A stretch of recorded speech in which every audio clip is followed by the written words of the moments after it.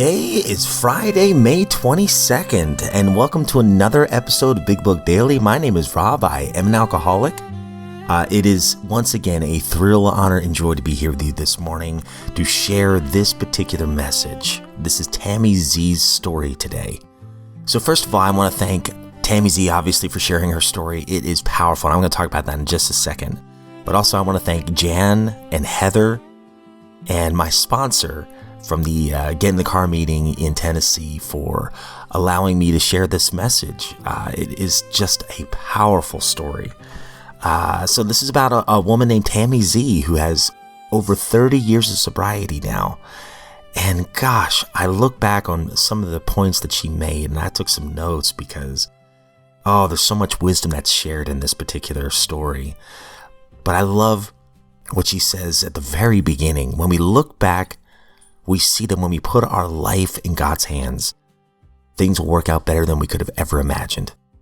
And she talks about expectations and unreasonable expectations we have, even in sobriety. She also talks about, the 30 years is great, but what's the point of counting if there's no quality in the days? And she asks herself, what are the quality of my days? She's passionate about service. I don't want to steal her thunder with the crazy things that happened in her life. But my goodness, I hear God all over her story. And speaking of which, I will say this. When she talks about the steps, and I think it was her second sponsor who brought her through all the steps, and she really plugs into AA, you can hear all the miracles that are happening in her life, or the things that are most likely not coincidence. She talks about making amends, some powerful testimony about making amends. And she talks about forgiveness. And it's absolutely beautiful and lines up with, what's shared in the big book. That forgiveness sets us free to be able to walk in the sunlight of the Spirit. And finally, one of the most beautiful things that I definitely agree, but she says it so beautifully, is that God can speak. The message of God can come from anyone, anywhere, if we're open to receive it. Great stuff. I don't want to say anymore. I'll let this powerful story speak for itself. But again, this is from Tammy Z. And thank you so much for sharing, Tammy, if you somehow hear this. And thank you so much for everybody involved in the Get in the Car meeting in Tennessee. What a blessing this story has been. I listened to this at 3 a.m, and I'm beaming from ear to ear at 4:30 now with all the notes I've taken, all the things that I can apply into my life. I hear God all over this story. I hope you all enjoy. Happy Friday, and here is Tammy Z's message. Please help me welcome Tammy Z.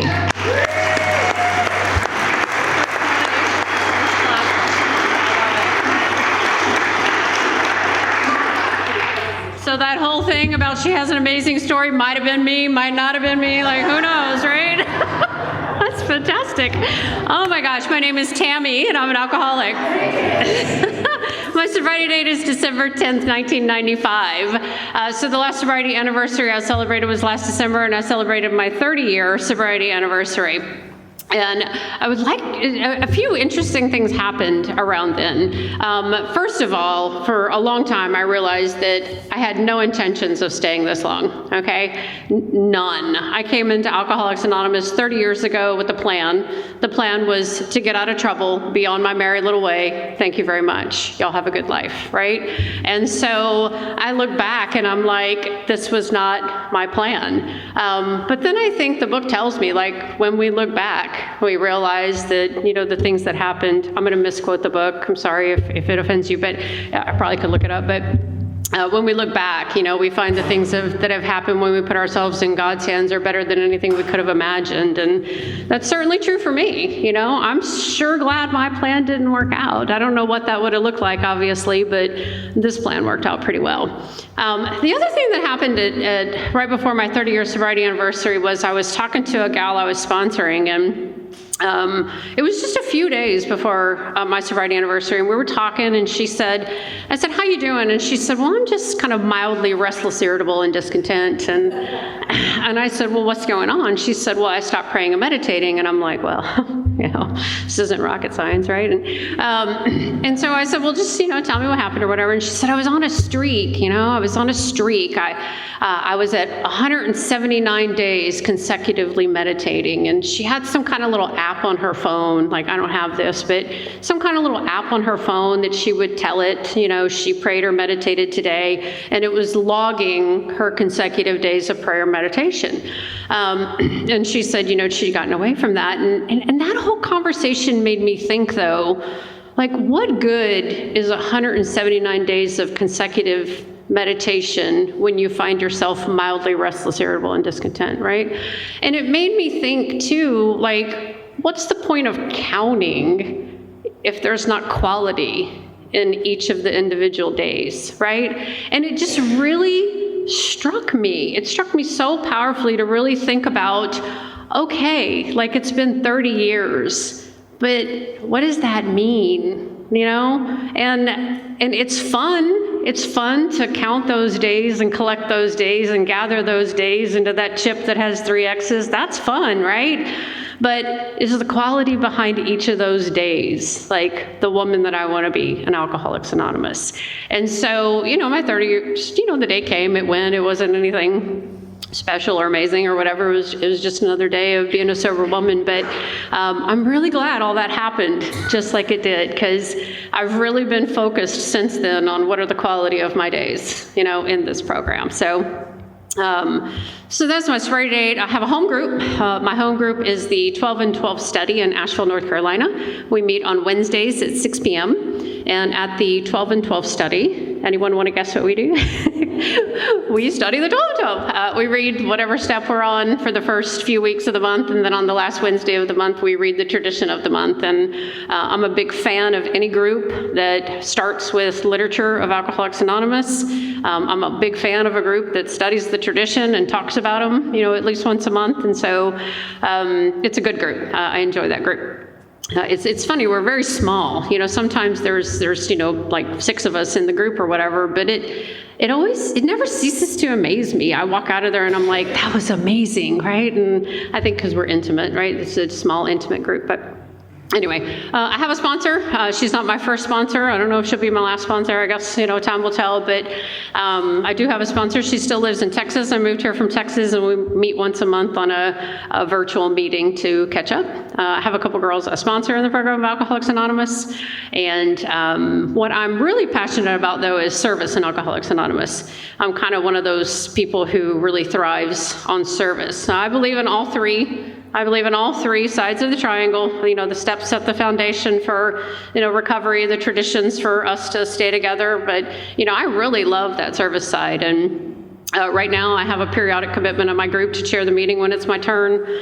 I am the DCM of my district. My district is District 70, Area 51, North Carolina, and I represent the group at assemblies and different functions. I am the alternate chair of the North Carolina Mountain Central Office, which is our local intergroup central office. And I have a commitment to corrections, and I've had a commitment to corrections for many years. And like, if you were to say what is like the one thing that's your passion, I would say if I had to give it all up and just keep one, it would be corrections. Going into a meeting, I go once a month into the local women's prison in Swannanoa and take a meeting of Alcoholics Anonymous to them. So that's where I would stay if I could. But the other stuff is fun. I love general service as well. So it's been good. But before I go any further, thank you for inviting me. Thank you for having me here. It's a privilege and an honor to be asked to do anything in Alcoholics Anonymous. I don't know what your drinking was like, but my drinking did not get me invited places before I got here. And so it's kind of fun now that, people invite me places. So thanks for having me. And coming somewhere like this is fun too, because there's some familiar faces to me. And so, coming somewhere like this, I get to just hug some old friends, so it's really, really great. And Joby, thank you for dinner and all that. And I did get a warning, though, that the meeting, hadn't been around that long, and sometimes attendance was good, sometimes attendance was, not as good, just to be prepared or whatever. And I'm looking around. Thank you guys for showing up tonight. Like, this is amazing. Like, I was prepared for whatever, and I'm looking around, and this is an amazing crowd. So thank you guys for showing up on a Friday night to participate in Alcoholics Anonymous. So, all right. So what are we doing here, huh? Okay. So what I have found is have you guys seen this book? Like, there are a lot of instructions in this book, okay? Lots and lots of instructions about steps and sobriety and all these things. And there's also some different instructions about, doing this. And the ones that have resonated with me for a number of years now are on page 29. And it says, each individual and the personal stories describes in his own language and from his own point of view the way he established his relationship with God. And those instructions to me are pertinent because establishing a relationship with God for me, maybe for you, was a journey. It was not an overnight affair. And it was kicking and screaming at the beginning, and then it was maybe, and then it was, I guess, if you believe, right? Until I got to my own place. And so it was a journey. And when I look back, I think for me, that's what this whole journey has been about, establishing this relationship with a God that I understand and can build my foundation on. And so I really, really love those instructions. And so when I came here, I had no relationship with God. So when I got to Alcoholics Anonymous, I was 23 years old. So you ask, why would you come to Alcoholics Anonymous when you're 23 and you have no relationship with God, right? So when I was 23 years old, the date was June 6, 1995. On June 6, 1995, I was 23 years old. I had just bought a brand new car 6 weeks ago. It was a Monday night or Tuesday night, I can't remember. I had just enough to drink that I wanted to get in my car and drive, and I did so. And I wrecked my car once that night in a one-car accident. I got it towed home. I got in my car a second time that night and drove it again, and did not have a one-car accident. I had a multi-car accident. What happened is I was driving extremely drunk. I was driving mostly in a blackout, and I hit another car. And in that car, there were 4 people. There were 2 mothers and 2 daughters. One of the mothers died at the scene of the car accident, and the other mother and the 2 little girls were all life-flighted to the hospital. That is how I originally got introduced to Alcoholics Anonymous. I didn't come here because I woke up one day and said, oh, I think I have a problem with alcohol. I came here because eventually the state of Texas said, this is a condition of your probation, and this is what you're going to do or you'll face the consequences. And so that's how I got to Alcoholics Anonymous. So June 6, 1995. Now, you might not remember my sobriety date because I just told you a few minutes ago, and why would you, right? My sobriety date is December 10th, 1995. And so that car accident did not get me sober. When I first came in here by court order, I was looking at all of you and saying, I'm too young, it was just an accident, it could have happened to anybody, I'm this, that, and the other, you don't understand, right? But when I can look back now with clarity and know that I drank again after that seems pretty clear, Anybody who didn't have a problem with alcohol, it probably would have been enough, right? But it wasn't enough. Truth, I was drunk the next week. Truth. When I was drunk the next week, you know what I said? Oh, poor me. Poor me. Do you know what I'm about to have to go through? Poor me. It was a great reason to drink, right? I didn't drink every day between one and the other, but I drank several times. What I couldn't have told you then that I can tell you now that I discovered is that there were a couple of times where I did control my drinking, but what I can promise you is that I was not enjoying it. When I was enjoying, there was no control, right? So I did eventually quit drinking, obviously. So as a result of that car accident, I got charged with 4 felonies. I got charged with 1 charge of intoxicated manslaughter and 3 charges of intoxicated assault. And again, I drank a few times. The last time I drank was December 9th, 1995. I'm not going to tell you what I remember about the night because I don't remember much. I will tell you the parts of the night I do remember are pitiful and incomprehensible demoralization. That's what happens to me when I drink. Like when I wasn't drinking back then, I was a fairly nice girl, waiting tables, doing okay. But once work was over and you put alcohol in me, I had an entire personality change. I was mean, I was ugly, I didn't care about you or anybody, right? And that's what December 9th, 1995 looked like, all of the above plus some, okay? So my sobriety is December 10th, 1995. I got put on probation for those 4 charges. I plea bargained with the state of Texas, and I ended up getting a 10-year probation sentence for all 4 charges running concurrent. I had to do a bunch of things, though. It was the 10-year sentence. I had to go to a place called a Safe P, which they told me was treatment. After the Safe P, I had to go to a halfway house, and then I had to go to outpatient, and then I had to go to AA meetings 3 times a week and get my paper signed. I had to do 180 days in jail, and I got to do that on the weekends. Fun fact, if you ever have to do 180 days in jail on the weekends, it takes 1 year and 2 months exactly of going to jail every weekend to work that off. Hopefully nobody ever has to use that little trivial fact, but that's the way it is. So I had to pay back $16,000 in restitution to the families that were injured in the car accident. I had to have a breathalyzer installed in my car. I had to do 500 hours of community service. And when I look at all of that, like, I know some people who have a very similar charge to what I have. It was just many years later than mine. And my sentence tends to look not so harsh, right? Because I know people get a lot of time, for this charge. And so I look back. My charge was also in 1995, pre a lot of more harsh consequences. And not that it was nothing, it wasn't a slap on the wrist, but it was definitely not as harsh as some of the sentences I hear now. So I get this sentence, and I remember just at the end of it saying, thank God they're not sending me to prison. Like, what would a girl like me, how would I survive in prison? That's just ridiculous. Whew, thank God, right? So I turned myself into county jail. So I got sentenced in October, and then they let me stay out for a few months for various and sundry reasons. And then all this starts in January of 1996. I turned myself into the local county jail to start doing all these conditions of my probation. And I took a book with me. It wasn't this edition, but I took a book with me because somebody had given it to me. Now, I took the book with me because somebody said, here, I'd like you to take this. And it seemed awfully rude to refuse, somebody trying to give me something. I didn't take the book because I thought, oh, maybe I have a problem with alcohol. That never crossed my mind, right? But I took the book. And I take the book, and I'm in county jail, and for reasons that I will never, ever remember or be able to explain to you, at some point I opened it and read a little bit, and I got to the steps.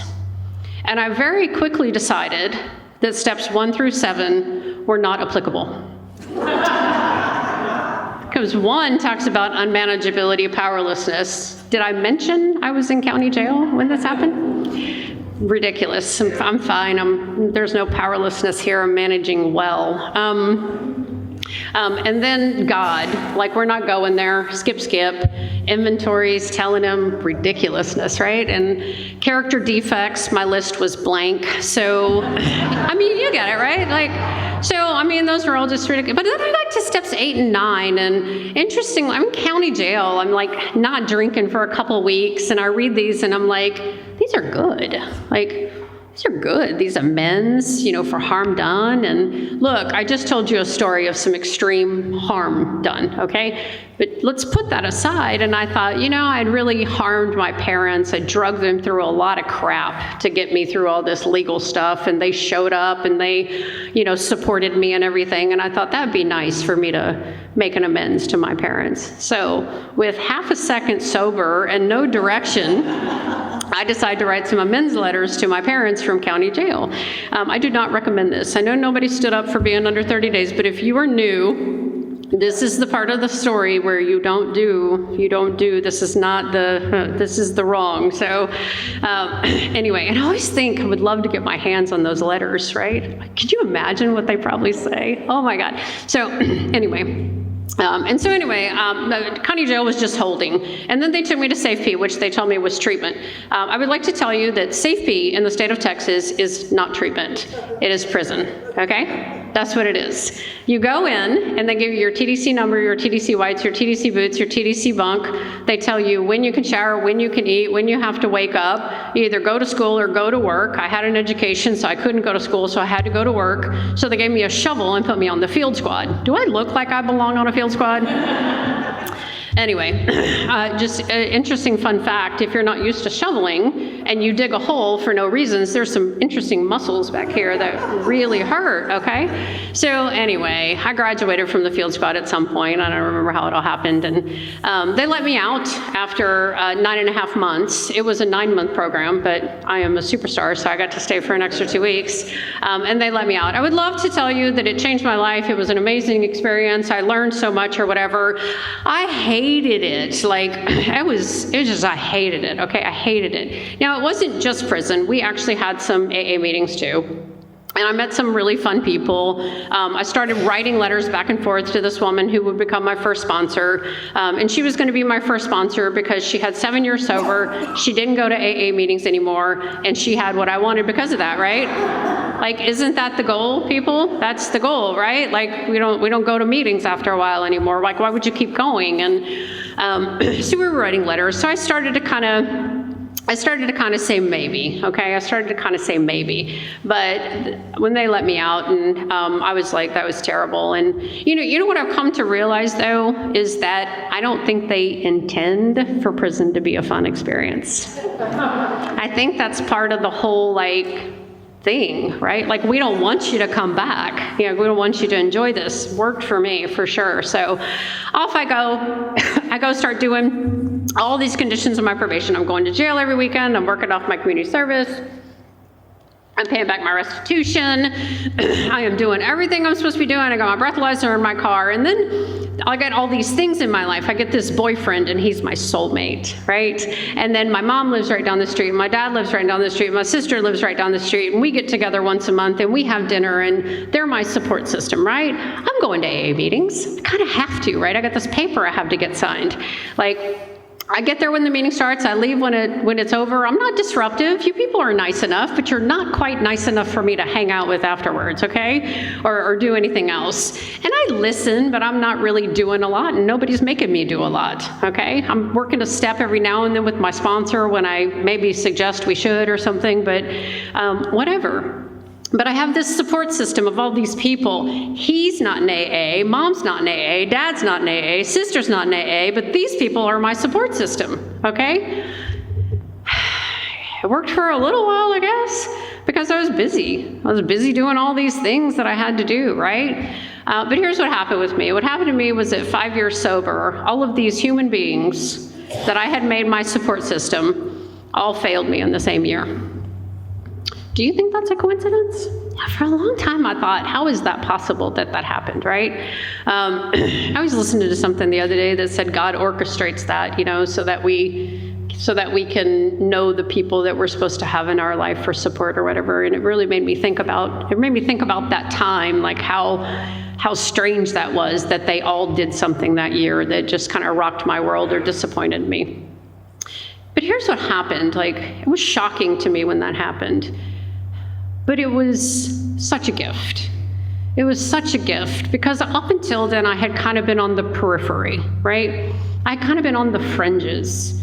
I showed up at the meeting, I stayed, I left. I wasn't really involved. I wasn't doing steps on any kind of a structure or a cadence or anything. It was just, haphazard or when I felt like it, bringing it up with my sponsor or whatever. I was just kind of hanging around AA. I wasn't in the middle. I wasn't doing this. And what happened, the gift that I got was that I was a bad year. It was a hard year for me. It was a very difficult year. But the gift that I got is I said, oh my God, this is what these people have been telling me all these years. That life is going to happen, right? And that here's how you build a foundation. And I hadn't been following those instructions. And I finally realized that that's what you all had been telling me that whole time. And that I was now willing. I was now fully willing to reach out my hand to a new woman in Alcoholics Anonymous, one who went to meetings of Alcoholics Anonymous and participated in Alcoholics Anonymous. And I said, will you take me through the steps? And she said, yes. And she didn't let me skip 1 through 7. I'm probably asked, I don't know. But we didn't skip 1 through 7. We started with 1. And at this point, I'd already been around. I'd been around the periphery enough to have gotten just a little bit of clarity. Maybe not perfect clarity, lots always come, but I'd gotten enough clarity that this time when I worked the steps, I could see all the things that I had just brushed past in my lovely little bubble of self-delusion in which I loved to live back then, right? And when we went through step 1, powerless, unmanageable, I just told you lots of stories that were all powerless and all unmanageable, right? And I would say I was controlling my drinking, and when I look back, I say, was I? I don't know. I had a waitressing job that was scheduled specifically around never working the day shift because I couldn't get up in the day and not be sick. And so I had to be able to get up at a certain time and get a certain type of food to eat to keep it down, to feel okay, so that I could then go to work at my waitressing job, do my waitressing job. After that, who has alcohol? And that's where we're going, right? And then we do it again. There were days when I said, I'm not going to drink today, and guess what I did? There were days when I said, I don't want to drink today, and guess what I did? And I got drunk for the first time at 17. By the time I was 23 years old, I was drinking on a daily basis. On days when I said I wasn't going to, on days when I didn't want to. I did it anyway. My life was structured around being able to have that lifestyle, right? And it didn't necessarily seem all that abnormal to me because I surrounded myself with people who did as I do. That's what we did, right? So it never occurred to me that there was a problem. My bills were paid. I had just bought a brand new car. I had gone back to school. There's nothing unmanageable here. I couldn't see any of that, right? But I could finally see it this time when I actually sat down to work the steps. Steps 2 and 3 start talking about God, and I wasn't having any of it. I had been forced to go to Catholic church when I was a little girl. I didn't want anything to do with it. God wasn't there. Thank you very much. We're not talking about it, And you guys talked about God. I didn't really understand what you were saying, It took me a while to understand you weren't telling me I had to go back to church or Catholic, or you weren't telling me I had to do anything, You were using it as a very generic term of whatever I wanted to believe, and it took me a while to understand that. And mine grew. Mine grew that I believe you believe. That was kind of the best I could do at some point until I started to have my own coincidences and my own things happen that I was like, well, there might be something to this, right? Until I found my own path and my own way. And over the last 30 years, it's changed a lot. It's just changed a lot. And I hear the presence of God mostly when I go for a morning walk and I sit by the lake and I just sit there for just a minute and it's perfectly quiet and peaceful and I can feel the presence of God, right? And I don't know what that looks like, but I know what it feels like. So that's all I need. So that was a whole journey. Steps 4 and 5, sitting down, doing that. I'm mad at my part. What are you talking about? I have a part, but and then step 5. There's this gift I got from step 5 that is priceless to me. And that gift is sitting across the table from another woman, saying something out loud that I would have sworn to you I would never say out loud to another human being, and having her nod her head and say, I understand. I've done that too. That is powerful. Even if she hadn't done it too, just nodding and, just all that, right? It's powerful. Head nodding, just in general, I think is very powerful. It's like oh my God, I believe you when you nod your head. In here, I believe you when you nod your head. And I know what that means, right? It's such a powerful thing. I love that. Step 6 and 7, sometime between the first reading and this reading, county jail, and this reading, I found a whole list of character defects somewhere. It was blank the first time, but we found some. To put down on paper, and off we go to steps 8 and 9. And so I had done some little amends when we got to 8 and 9, maybe some easy ones with, friends or family or coworkers or things like that, or people, but there were some big amends on my list. And what I can tell you is for a while, it was not possible for me to do that. Anytime I thought about possibly making amends to the people who were involved in that car accident, it almost made me physically ill to think about even doing that. I just couldn't. The fear was too great. It was just too great. I just couldn't do it. But when I was 6.5 years sober, I went to a meeting that was on steps 8 and 9, and the whole conversation came up about, waiting is fine, but what if you wait too long? And there was something about that day, that time, that meeting, that message that I left, and I just knew I was ready, and I knew it was time. If I was 6.5 years sober, it would have been 7 years after that car accident. So I went home and I made plans. I dug out police reports to get phone numbers for the parties that were involved. Obviously, I was the perpetrator. There were 2 families involved in the car that I hit, and then there was an 18-wheeler truck driver who hit me after I hit them, but not because he did anything wrong. It was because my car was in his lane. But he got into an extraordinary amount of difficulties because of that. So I dig up everybody's phone number and I make a date with the phone and I sit down and I picked it up. And then the first number I dialed was the home of the woman who had died in the car accident. A man answered the phone, and I was thinking that by this point, everybody had probably changed their phone numbers, that I was going to get nobody, right? But this man answered the phone, and I asked for him by name, and he said that it was him. And I said, my name is Tammy Skyby, and I don't know if you know who I am. And he said, I know who you are.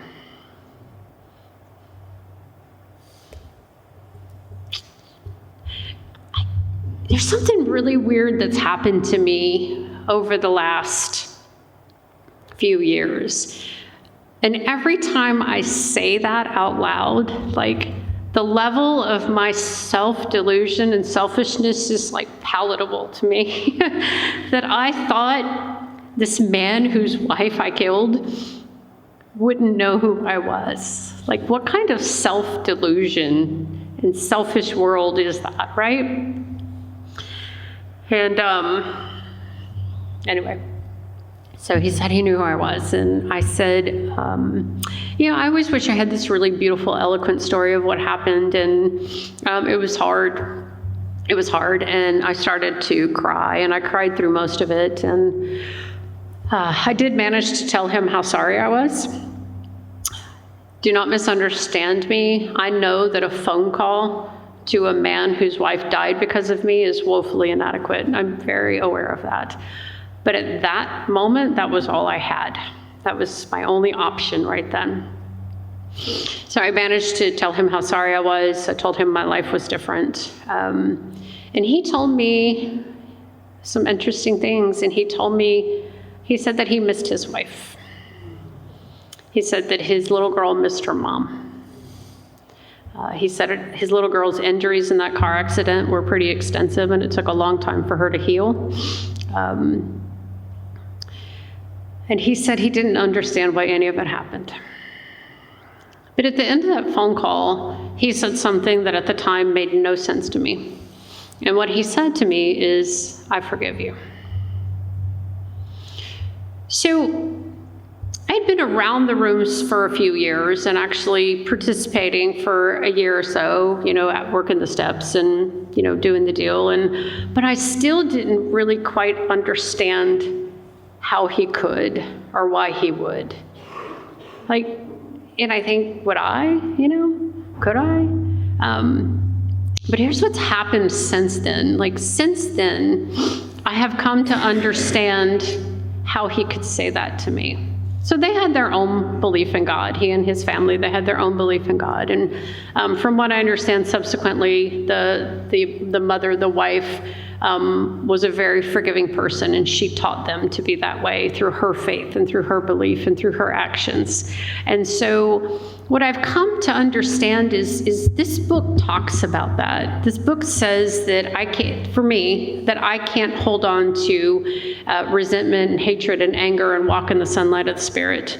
So they somehow had a belief in their life that they couldn't hold on to resentment and hatred and anger towards me and walk in their own sunlight of the Spirit. So they were able to forgive me for that reason. But what that means is that their forgiveness of me had nothing to do with me.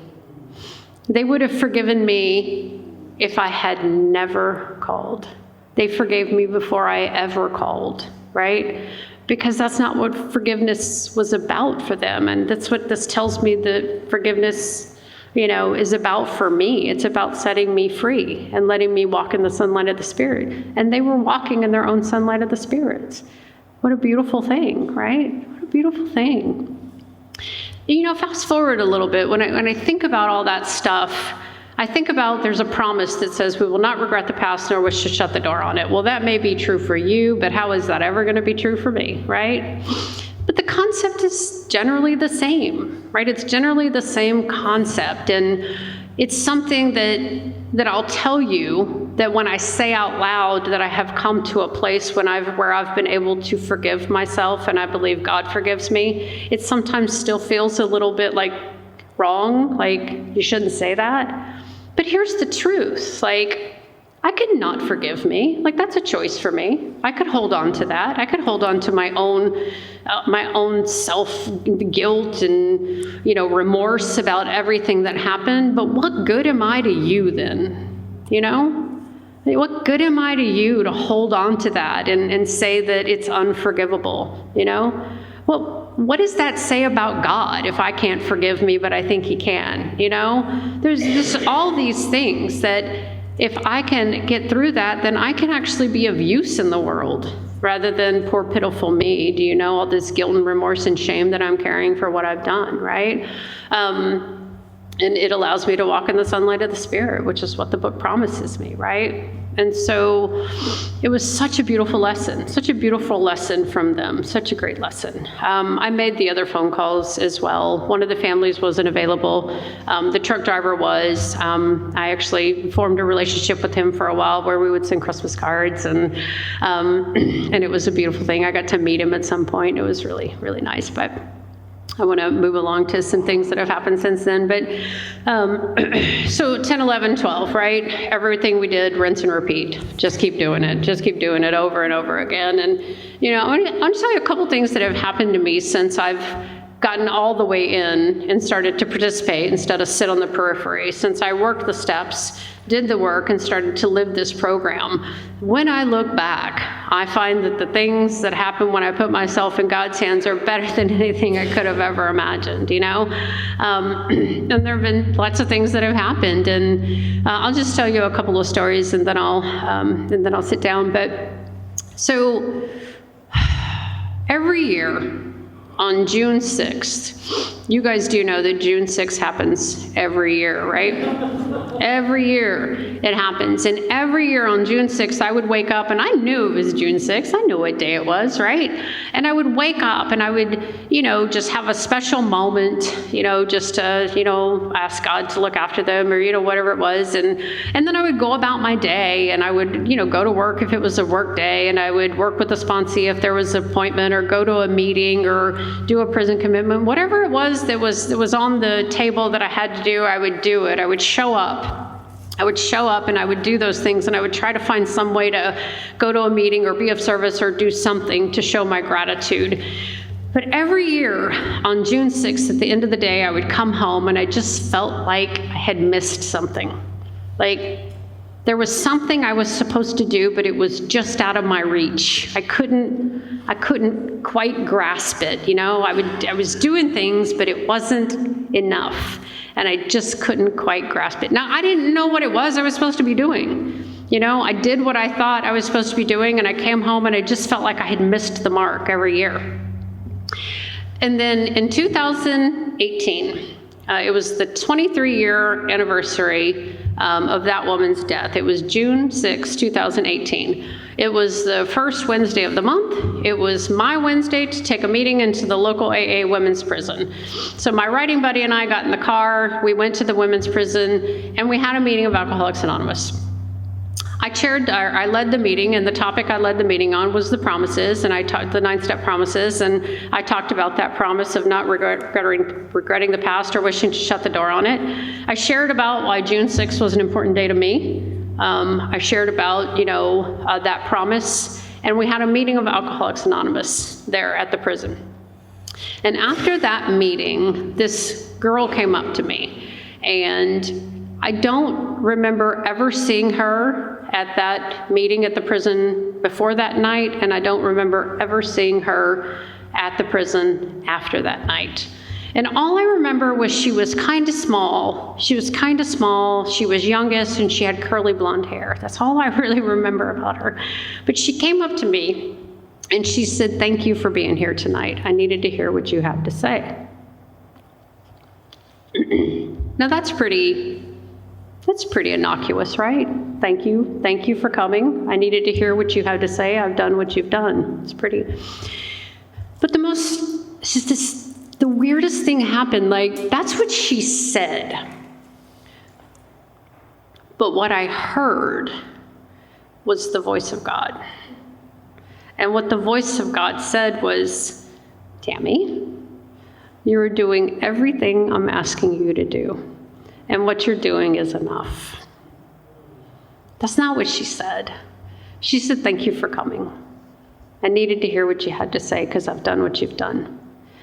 But I heard the voice of God that night through a little small girl youngish with curly blonde hair, was the voice of God for me that night, telling me that you're doing what I want you to do. Stay on this path, right?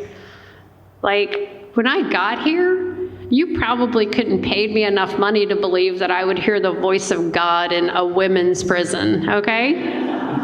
But that's what God looked like to me on June 6, 2018.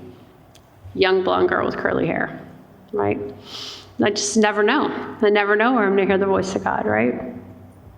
Let me tell you what happened to me. It was the last year or the year before. I'm going to get all my years confused, but it doesn't matter. I think it was 2 years ago at this point. But so I have a boyfriend, and he had a childhood friend whose mother died. And he said, "Hey, the funeral is going to be down in Hilton Head or Savannah or somewhere over there. It doesn't matter." He said, "I'd like to go to the funeral. Do you want to come?" And I said, "Sure, I'll go to the funeral with you. No problem," or whatever. And he said, "Oh, by the way, it's a Catholic funeral." So when I came in to Alcoholics Anonymous, my only idea of God had been from what was attempted to be impressed upon me when I was a small child and forced to go to Catholic church. And we did some of the rituals and some of the routines and some of the things, but I will tell you, I hated all of it. And I remember throwing a temper tantrum in church one time when they tried to make me go do something that I didn't want to do, and I threw a fit till they said, "Okay, you can just stay," I didn't like it. So lucky for me, my parents got divorced, and I don't know if you know what happens when your parents get divorced in Catholic church, but you are no longer, particularly welcome at that facility. And so, yay me, right? So we don't have to go to Catholic church anymore. This is good, right? By the way, my parents didn't get along. Divorce was good for them. They really, really, really didn't like each other. So it was much quieter once they got divorced, plus I didn't have to go to Catholic church. So great. So fast forward, I go along, and just decide, that's a bunch of hooey, howie, whatever. God does not live there, Great. I come here to you guys, have to, kind of pick apart what you're telling me about God and realize you're not telling me that. Okay, great. And I find my own relationship with God. Now, I don't have any big desire to go back to church, all these years. I have no big desire to go back to church. I've been to church weddings or church funerals, fine, whatever. But But it just hasn't been my thing. But then he tells me it's a Catholic funeral, and I go, oof, like, oof, this is going to be a long day, right? I can do this, right? No, but I'm a good girlfriend. I can do this, soldier through, right? So, but we're going to this Catholic funeral, and I know exactly what's going to happen, I mean, I was still a small child when I went to Catholic church, but I remembered what was going to happen, right? Rosaries and Hail Marys and genuflecting, and, we're going to shake some incense and also with yous, and, we're going to do this whole thing, where we do these things, and then we're going to sit down, and then we're going to kneel, and then we're going to stand up, and then we're going to sit down, and then we're going to kneel, and then we're going to stand up. Like, I know what's going to happen at this service, right? And I'm just going to sit there quietly and be a good girlfriend, right? So we go, and we get there, and it's a very small service. His childhood friend is there, and a couple of family members, but not a lot of people there. And we're just sitting kind of over here to the side, and the priest comes out, with all the stuff, and all the stuff is happening, and I'm just sitting there, and this priest comes out, and he starts doing the service for this funeral, and like, I become intrigued by what he's saying. Like, I was expecting a very dry, boring message that somewhat made me feel guilty, okay? That's what I was prepared for. But he was just open and loving, and he talked about death, and how Christians view death and what it means, and all of these things, and these 3 points that we should remember that I wish I could remember. But so he's doing, and it's a beautiful service.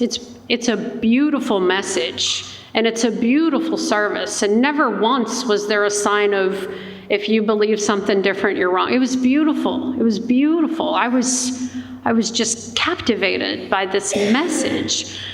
And then they're going to do communion, because they do communion, right? And he said, if you're not a practicing Catholic, or you're not a Catholic at all, and you're not taking communion, you're more than welcome to come up, cross your hands across your chest, and receive a blessing. And at this point, I am all in. I am in it. I want it. You know what I mean? Like, I am here. And so I'm like, look at my boyfriend, and I said, I'm going to go get a blessing. You want to get a blessing?